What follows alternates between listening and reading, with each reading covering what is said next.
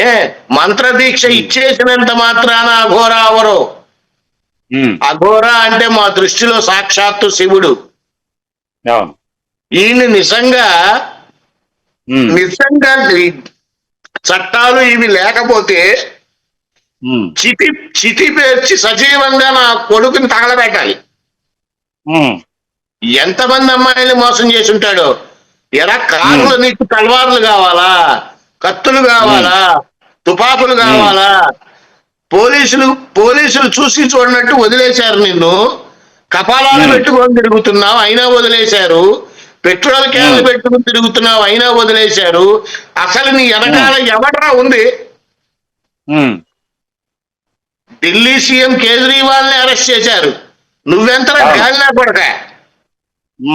సిగ్గుండక్కర్లా? సమాజానికి ఏం సందేశం ఇస్తున్నావు? ఆడపిల్లల జీవితాలను ఆడుకుంటున్నావు.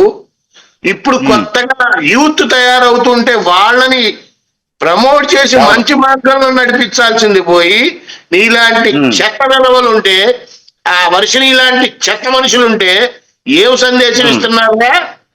పైగా పిల్లలు లేదంటే ఆ అమ్మాయి చెప్పేది ఏంటి? స్వరం వస్తుందా? సిగ్గుందా అమ్మా నీకు? కడుపుకు నువ్వు అన్నం తింటున్నావా, పెంట తింటున్నావా?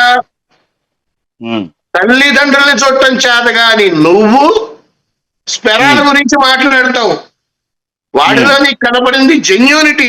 నాకు చూపించమ్మా ఏం జెన్యూనిటీ కనపడిందో. ఒక్కటి చూపించు, నీ కాళ్ళు పట్టుకుంటా నేను. ఏం తమాషా ఆడుతున్నారా? నీకు ట్రీట్మెంట్ ఇచ్చి మందులు వాడమని పంపిస్తే దొంగచాటుగా పారిపోతావా? సిగ్గులేదు? సిగ్గుందా?